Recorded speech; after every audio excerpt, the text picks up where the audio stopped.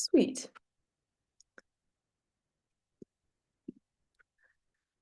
So let's just quickly go through what veil of ignorance means, because often the motions come up in the form of behind the veil of ignorance, this house would choose to do something. So the basic structure is we're going to define this like a speech. We're going to run the stock arguments, which applies to other motions as well. We're going to use some of the motions I have stolen from past comps to practice. We're going to repeat that process. We're going to quickly go through common traps with time. And then there's a very quick Q&A at the end, but we might cut that if we need to move on to the spar. Cool. This is really nice. This is probably like the largest group I've ever coached, because normally I get 6 to 8 children at a time. We'll see how this goes. Cool.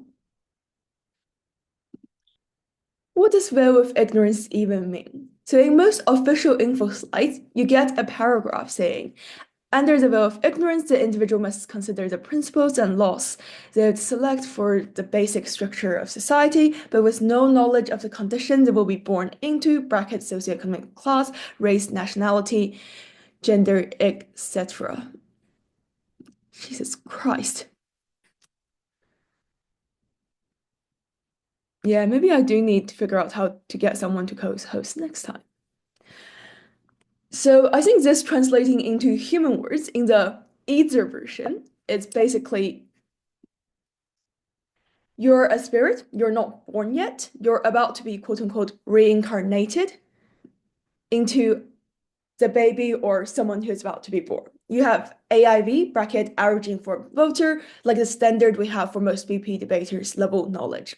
You make this choice whether you want to be born as asexual, gay, woman, man, depending on what emotions is. You get born into a completely random baby's body. You forget everything, crucially, that from your previous life or the knowledge you have about society, because you're literally a baby who knows nothing. You forget you made that choice. You grow up like an average or insanely attractive or smart if the emotion says you're insanely attractive and smart. So basically, behind the veil of ignorance means you kind of get to do some little setting for your future life before you start gaming the game, but you don't know who you're gonna be, whether you're gonna be an NPC or whether you're gonna be like the main boss character or like the bad character, whatever. I hope this makes sense. I think this is probably the easiest way to explain what it is. Yeah, I'm going to stop admitting people at this point. Cool. For the newcomers, we're explaining what behind the veil of ignorance means. And this is literally the simplest way I could possibly put it. For most of you who have not interacted with it, just imagine yourself as a spirit who's about to be born. You know everything about the world, but after you're born, you don't remember you made the decision. You have no control over who you're born. You could literally be born as a straight white man or lesbian African woman. There is no control over it, but you have the knowledge from your quote unquote previous life on how certain identity politics or how society works. Cool.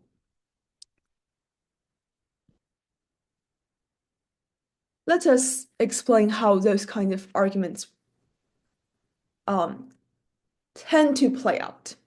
I think a very typical argument that people tend to use is called the lottery of birth, which is to say you're likely born into some kind of underprivileged area.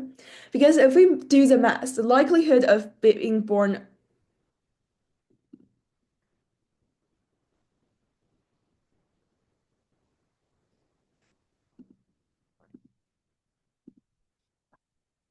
the survival of ignorance means that the lottery of birth argument cannot be used in a debate. Not quite sure what you mean. You can unmute and ask, and I will try my best to explain. But I suspect at the end of this slide it will be answered. Cool. I hope it will be answered at the end of this.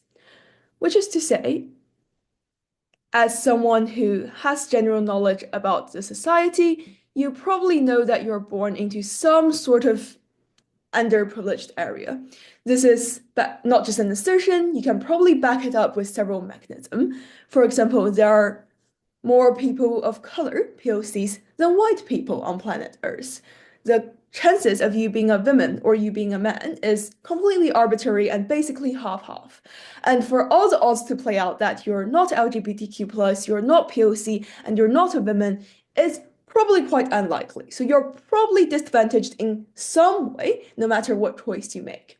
Because like 80% of the global population are also just not wealthy enough to sustain basic needs, bracket food, house, stable income without having to work hard. We probably all need to go and get a job to earn a living and work from 9 to 5 all day long to get pension savings, etc.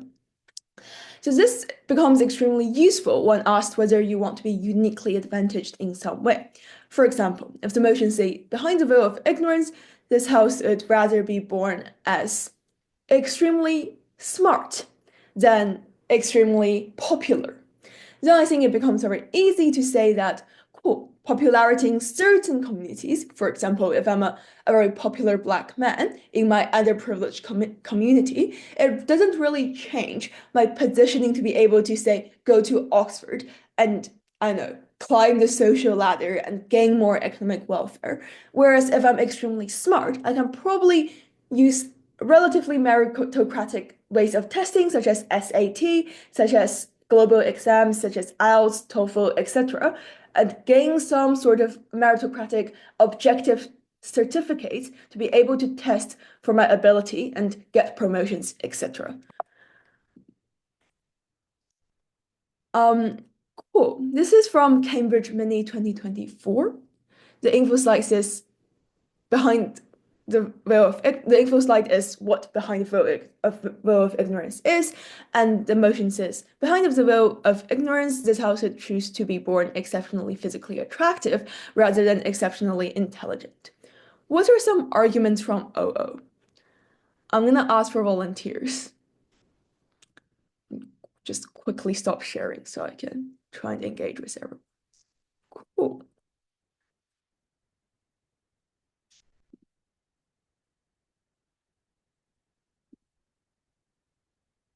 Hi, Priyansh. I hope I'm not butchering the pronunciation. No, no, yeah. I think one argument from OO could be is that the possibility of you being born as a in a poor neighborhood is probably a huge is quite lot because there are more amount of developing nations in the world, and probably in those nations probably most of the part are underdeveloped. So in those instances, even if you're physically attractively born, no one will actually care. So the thing that matters is if you are an intelligent person, you can probably make your way out throughout your life and so on. I can build upon it if you want more of it. No worries. I think it's a very good line of argument. Anyone else to add on it? Um, am I audible? Yes. Okay, so I think I can add on this by saying that beauty is something that is subjective, and beauty is also something that is, temporarily attractive. But on the other hand, your actual intelligence, or what you call your IQ, is something that is more of a valuable asset for you. It can take you places that beauty cannot, and perhaps when people find out that you're just a beautiful person, but you do not have the beauty in the character, or you're just a beauty without no brain, so that is actually an extremely unattractive thing. So here are the things I have gathered so far from the audience. I'm sure everyone else also have amazing ideas, but for the sake of time, I'm gonna quickly move on and people will get more chances to contribute in later rounds. Cool. I think the lottery of birds means it's very hard to guarantee you're not in a sexist or racist area, which is to say, Obviously, this can be expanded upon. You can give warrants or mechanisms on how, for example, in a lot of more conservative or traditional societies, even in certain Western liberal democracies, beautiful women are associated with evil, such as Pandora's box, such as Adam and Eve story, etc., etc. Which is to say, the idea of you being extremely attractive may not be seen as automatically a good thing or necessarily directly be able to contribute to your welfare. The second line of argument is with something that has already been mentioned, which is to say standards of beauty can be very arbitrary as a result of position you end up. For example, because Mark Zuckerberg or Elon Musk is very rich, powerful white man, a lot of people simp over them and think they're attractive, even if they're not, say, objectively the most bodily fit or objectively the most facially proportionate in terms of like the golden ratio, etc. This third line of argument is the influence of intelligence may also be volatile, but less in comparison. This is a more low-hanging fruit or low-burden argument, which is to say, sure, influence of intelligence may vary because a very smart black lawyer may not get as much pay as a very smart white lawyer, but it definitely transfers to cash, quite literally, better than beauty being able to transfer to cash. And you could always bring things like lottery of birth means if you're pretty but from an underprivileged area, you might be exploited by, say, rich Hollywood producers, etc., etc. I think the reason I picked that motion is a very good one to indicate how the lottery of birth, which is to say you're making this behind the veil of ignorance. You have the average knowledge of being pretty is kind of nice, but also come with risks of people, for example, slut shaming you, calling you just stupid blonde, just a pretty token person without the actual brain or ability, even if you achieve something, etc.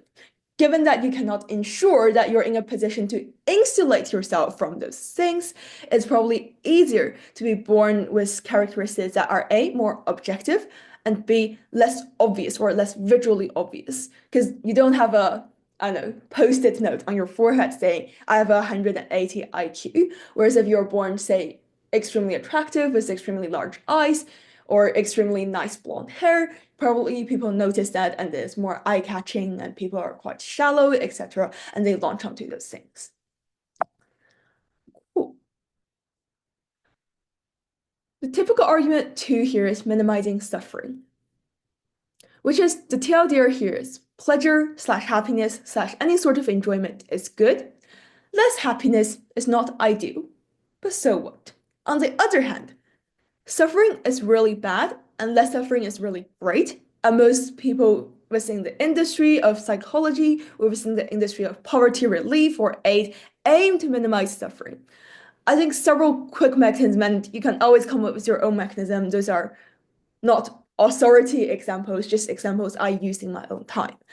For example, human brains are evolutionarily more likely to remember suffering for survival. Could you do a comparison of these arguments in a motion where there wasn't the veil of ignorance? Like how the same argument would be different, and then the lottery of births exists irregardless.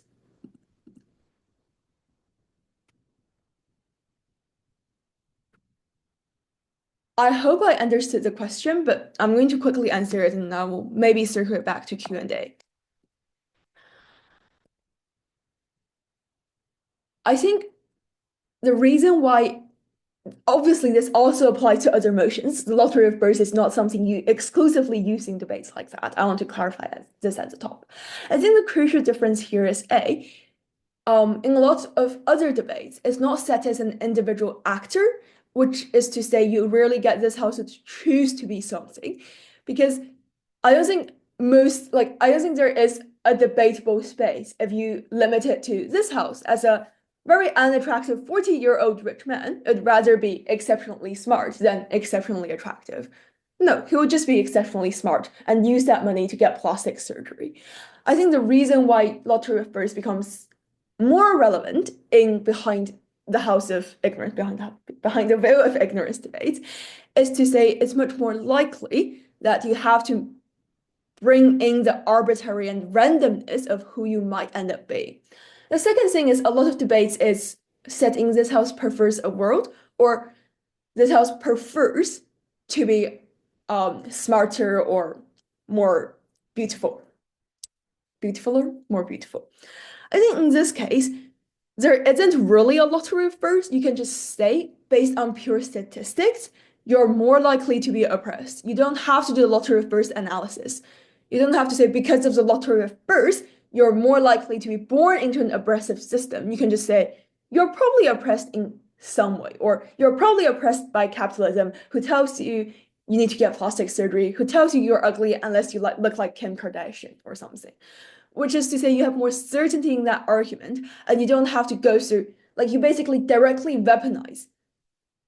Because X, Y, that reason, I'm oppressed. I want to be really smart and climb the ladder. You don't have to say because of the lottery of births and analyze the data, which is to say, sure, it still applies, but you kind of, if you want to be lazy and save time, can skip the step of mechanizing out why the likelihood of you being oppressed is high to make a convincing argument. I think this is also an assertion which I will talk about in common traps, to say that people say, because you don't know you're going to be oppressed, you're probably going to be oppressed.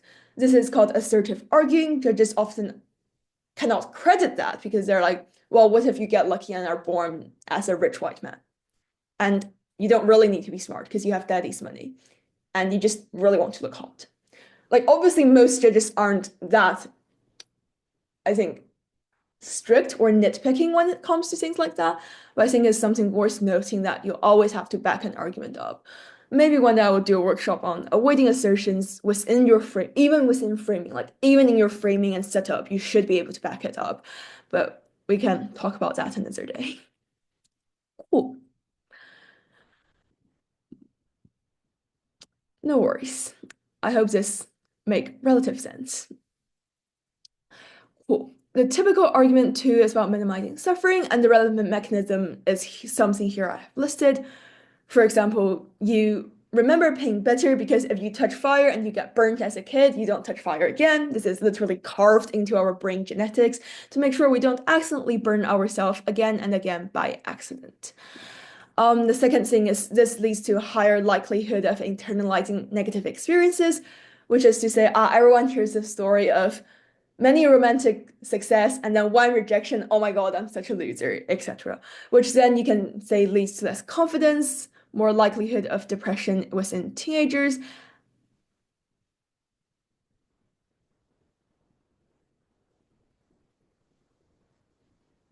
I've seen a lot of frisbee. Yeah, okay, I'm going to save Q&As for later because otherwise we'll never be able to get through the full content. I'm sorry. Cool. Like, obviously, do not just say, because we remember pain better, I'm gonna be depressed. Always, always, always show the judge how to get there step by step. I would deposit that this is a 3-step thing. You likely probably need a few more, maximum 4 or 5 steps to get there to back it up. But for the sake of time, I have just listed one example here. Cool. How does this become relevant in behind veil of ignorance?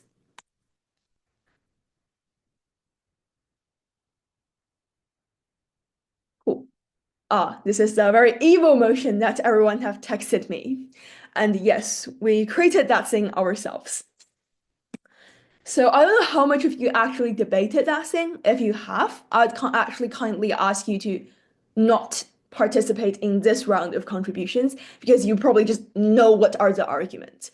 So I'm kindly gonna ask volunteers to debate or contribute to this debate. Whether prop or op, I do not mind. Ideally prop because we're still trying to understand how actors either are dependent on lottery of birth or trying to minimize suffering behind the veil of ignorance. Obviously, minimizing suffering is also good in day-to-day life. For example, in motions about legalizing antidepressants or legalizing, I don't know, euthanasia. People suffering bad, you should give people with really bad illnesses the right to end their own life in a dignified way, etc. But how specifically minimizing suffering becomes relevant when you're making the decision for your future self behind the veil of ignorance. Jesus, this is larger than the UCL class. Cool. Let me quickly go back to the Zoom meeting. It's pre-eng again, so I'm gonna try and ask someone else to speak if that's possible, and then I will circle back to you. I will also put it in the chat.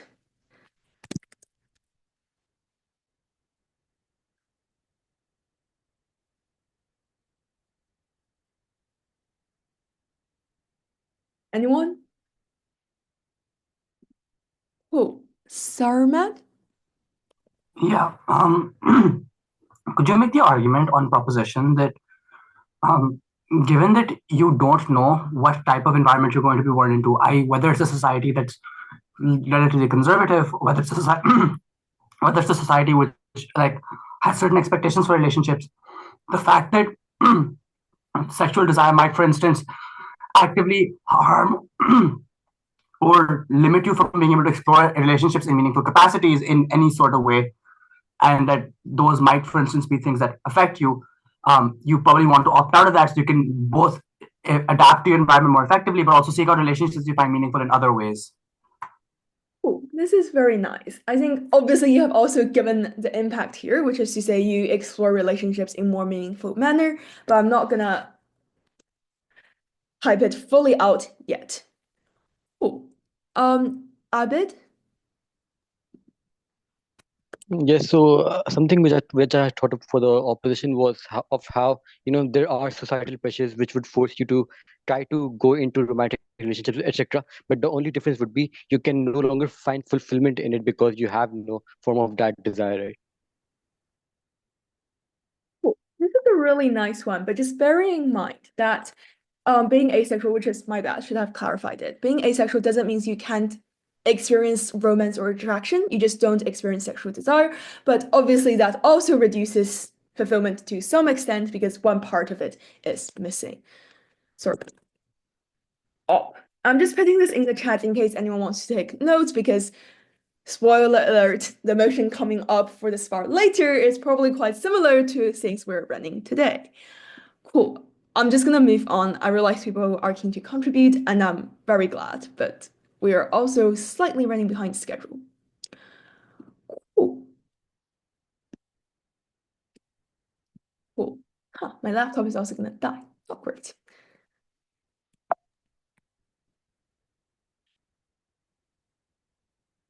Oh my God. I have written a lot for this slide because we motion tested this in our own time. Cool.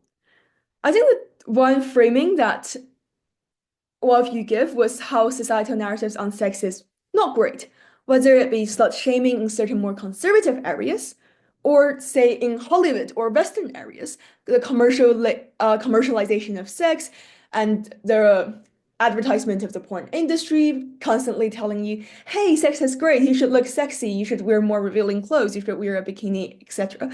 It's just like generally not something that's great, which is to say, which slightly ties back to the roof first, whether or not you're born into a conservative area that says you should only have sex on your wedding night, or you're born into a liberal area where everyone is like looking really sexy and wearing really, really revealing clothes and you don't feel comfortable.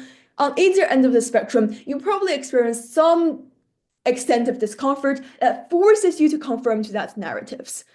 And I think in human words, or more ESL words, is being exposed to those narratives make you feel pretty awful. The mechanism is threefold.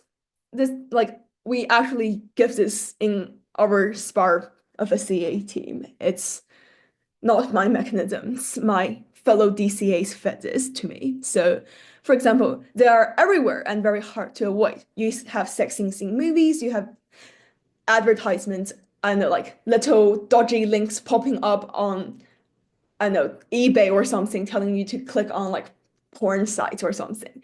So it's very hard to avoid, to not be influenced by the prominence of the porn industry, even if those standards perpetrated there are pretty awful things. Imran, stop texting me. I will let you in when the spark starts. Cool.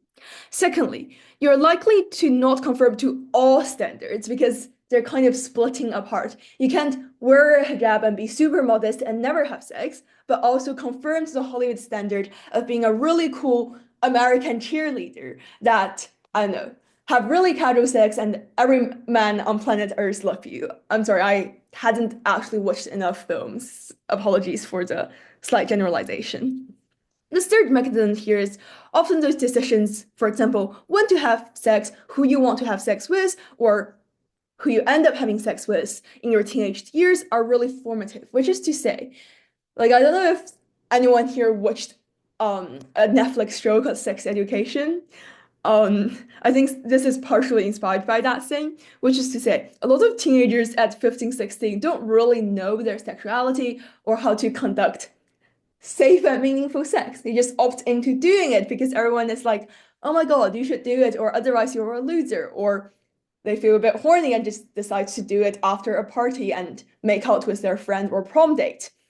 Again, slight generalization. I'm sure it doesn't happen in all countries other than American high schools in films, but I think we get the gist of it's very hard not to be affected by this, especially if your hormones just decide to be able to influence you, because like, yay, biology.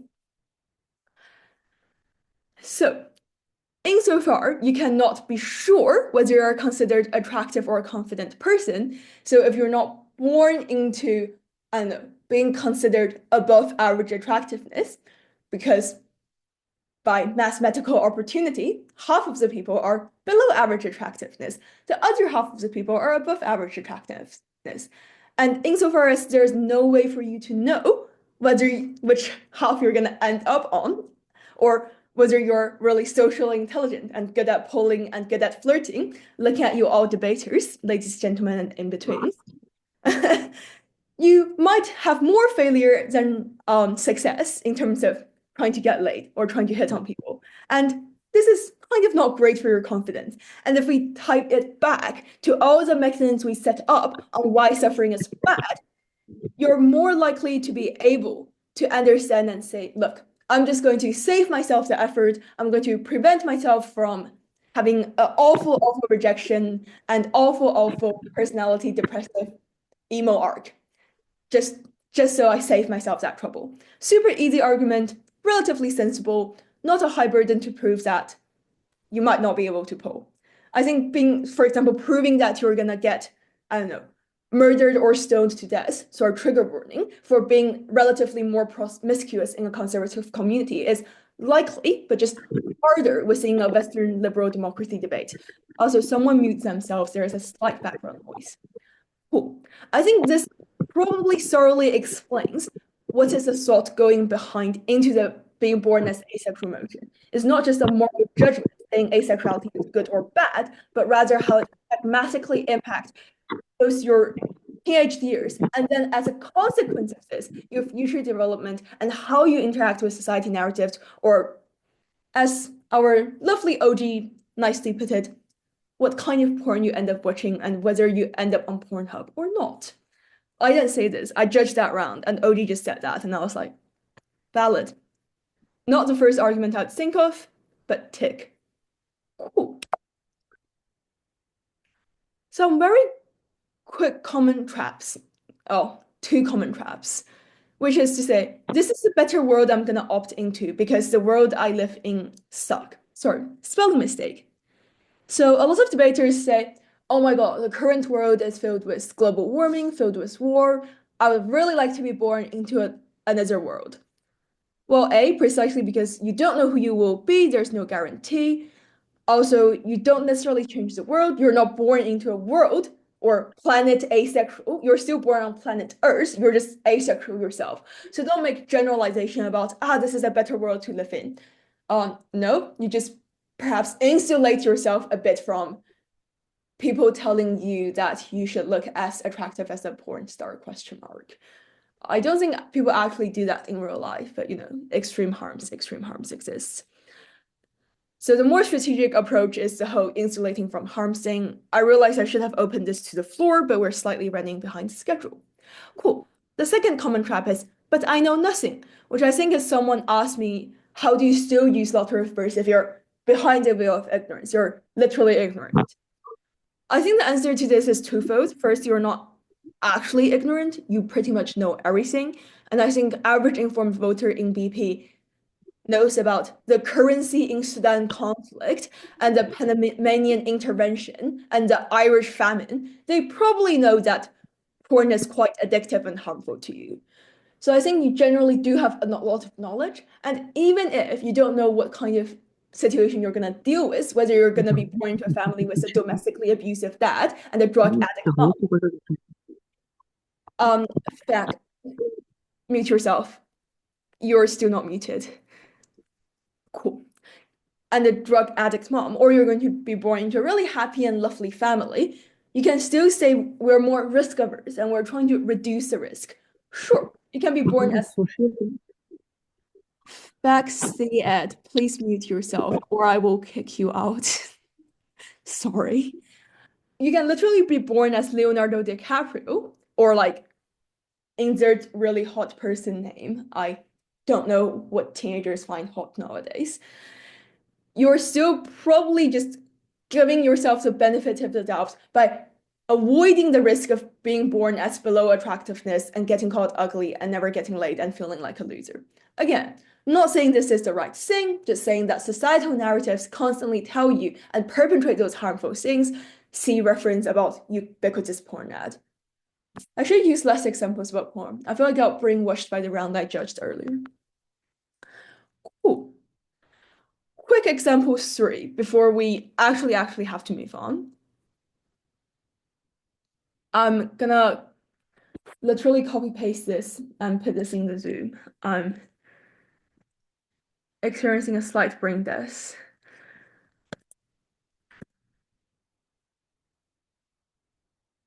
Cool.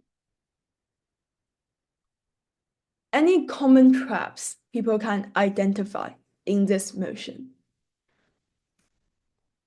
You don't have to tell me arguments, just common traps you think you should avoid.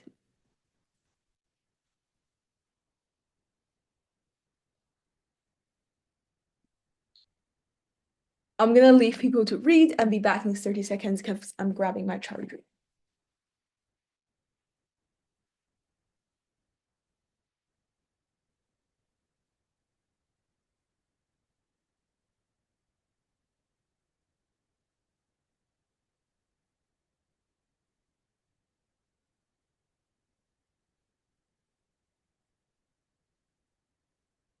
Cool. Conveniently, but my background is grass, a reminder that you all should probably be touching grass sometime soon rather than doing debating. But here we are. Cool. Anyone identifying any common traps? I will literally count down for another 30 seconds and move on if no one speaks, because SPAR is imminent.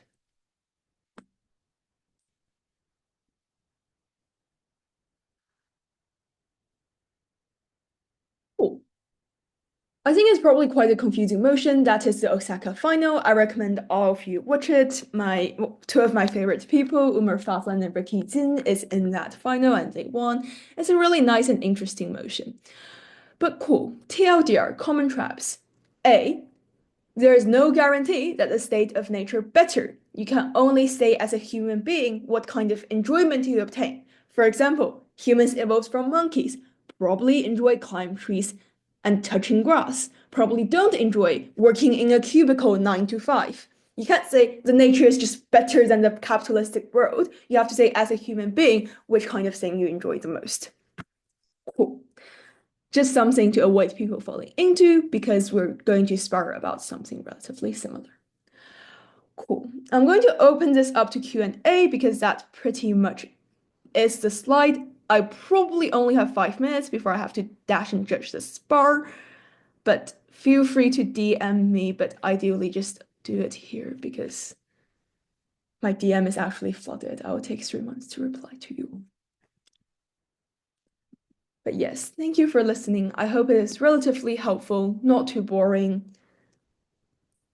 I will send the slides out there at some point, probably the recording out there, but not necessarily sure it's my best lecture of all time. I'm very sleep deprived. Can I please ask a question? Yes, please. Either by raising your hand, putting it in chat, I do not mind. Yes, please. Okay, yes. I wanted to ask that you, I think, at the middle of the session mentioned that how behind the veil of the ignorance motions are different from those regular motions. So could you please like to repeat it? That how are we supposed to make a difference when debating both motions? Like, what is it? It's the borderline here.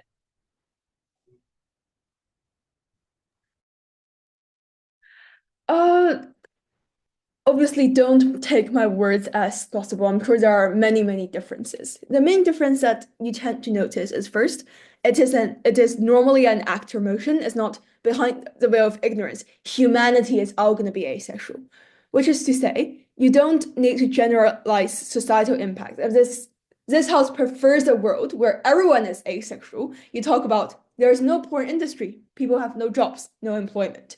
In behind the veil of ignorance motions, you don't, because you're often the only actor.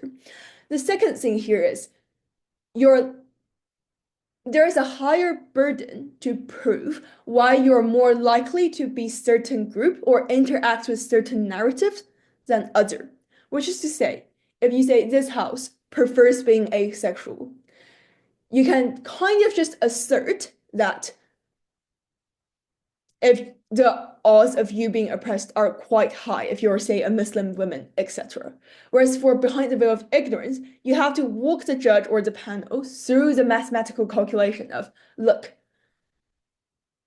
white people don't have as much babies. There are more POC in this world. There are more women. Technically, it's 51, 49%. There are more people who are in not very wealthy areas, which means are more open to exploitation and less access to very, very good sexual health clinics. So I think you have to math the math out for your adjudicator, which I personally find something quite important.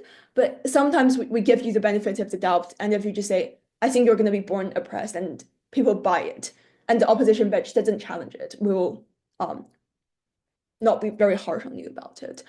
The third thing here is just you have to talk about risk aversion, which is to say, you literally genuinely don't want something really awful to happen to yourself. I know, be born gay in Saudi Arabia. That's gonna be a bit grim, I guess. You want to avoid the worst case scenario. Whereas if you're already born, if you're already a gay person in Saudi Arabia, you probably sit there and go like, yeah, let me make myself asexual. That sounds safer than being gay. So you have to argue risk aversion rather than arguing or potential risk aversion or worst case scenario weighing, rather than just saying, yeah, okay, I know someone is gonna stone me to death because I'm gay and in Saudi Arabia. You don't know that yet. So again, the burden of proof is slightly higher. So that's the three main things, but there are many other things. This is a very introductory thing, and I'm not an expert on this. The reason I know a lot of this argument is because I was involved in setting this motion up. Cool. To frame something to be morally culpable. This is going to be the last question. You can DM it in the group chat, and maybe someone who is also very competent and kind will answer it. I'm looking at my fellow friends. Different from philosophical. Not sure what the philosophical will of ignorance mean in this context, but probably different. Like the original position is about how you're completely morally indifferent or like a totally righteous person. That's not the case. Behind the veil, ignorance just means you can be a white person, but next life you might be black. So if you have some racist thoughts, you better clean them up, kind of thing. Cool. This is the answer to the second part. The first part, how do you frame something to be morally culpable? Not sure what you mean by framing something to be morally culpable. Does it mean like framing something to be morally acceptable, saying you shouldn't be mean to gay people? Please give an example of something you're trying to frame, for Yeah, example. for context, I wanted to understand how, there was a motion that this house believes that bystanders to social injustices are morally culpable. So the primary argument here was, a moral obligation to oneself against moral obligation to, the other party. But I couldn't really weigh what moral obligation should be based off. Yeah, okay. Ideally, you say moral obligations are important. You shouldn't sacrifice one group for another, as a principle is saying, if you must. I'm not sure what exactly that motion is, and also that is not behind the veil of ignorance. I think normally you just say, for example, give mechanism on why yourself as an individual actor suffers more when a bad decision is made. Say you interact with it on a day-to-day life. Say for example, you marry an abusive husband. You interact with it on a day-to-day life. You're more likely, for example, if you report him to the police, to be beaten harder. Sorry, this is really dark. I don't know why we're talking about such dark things at this hour. And say, like, for example, you're more economic dependent, your child might need his university tuition fees to be paid, etc. So you have a moral obligation primarily to yourself to survive, because if you don't survive, then there's nothing. There's no execution of moral. There's no good actor because you're just like dead. The other side can obviously say, well, obviously you have a greater moral to your community because you wouldn't be here if the community didn't, like, for example, introduce your mom and dad at us, like, I don't know, match up date or arranged marriage. You wouldn't be here if the community didn't build health clinics to help pregnant women. You wouldn't be here if the community didn't set up protection and police stations out of their own funding, if they didn't set up volunteers to give out free food during ages of famine. You're only here because you're cost dependent on your community. So you should, I don't know, report your husband for the good of your community. And if you call your college fee doesn't get paid, it doesn't get paid. There will be another way out of it. If you don't do it, I don't know, your moral conscience comes knocking on your door during the night. You always link it back to something practical, I think is the BP way to do it. I will maybe do another session on how to win just from principles, but TLDR is hard. Cool. Actual last question. Is Shanwi? Yeah, I have a very simple question as to, like, if behind the veil of ignorance, you have to make a decision as to how you're going to be born in the society. Uh, you can use average intelligent voter knowledge, that makes sense. But can you use, like, if you have some specialized knowledge about a particular subject, can you use that? Like, you can obviously like explain that really well. But then would it be fair because you're not still born, and as to how did you acquire this knowledge? Or do we have to, or can we, like, is this where we can use it? Okay, cool. I think the answer is twofold. First of all, in general BP rule, this is irregardless of behind the veil of ignorance or this house would ban smoking. I think extremely spec knowledge, like for example, percentage of nicotine in cigarettes, is bit of a push, even if you're a biology student. An average person does not know that. So you should not do it, whether it being a normal debate or behind veil of ignorance debate. The second thing is a lot of things that are from personal experience, given an average informed voter would be able to understand that experience. For example, say, my grandfather died from lung cancer. This is true. I can say smoking really kills because when relatives who die from lung cancer pass away from you, that's really scary. This is a personal experience that exists irregardless of whether or not you're behind the veil of ignorance, whether you're an average informed voter. Maybe you don't have, hopefully, I pray for you, a relative dying from lung cancer, but you can say, I know someone who has a relative dying from lung cancer, which is to say, it's a very imminent and intimate effect on my family members when people die from smoking.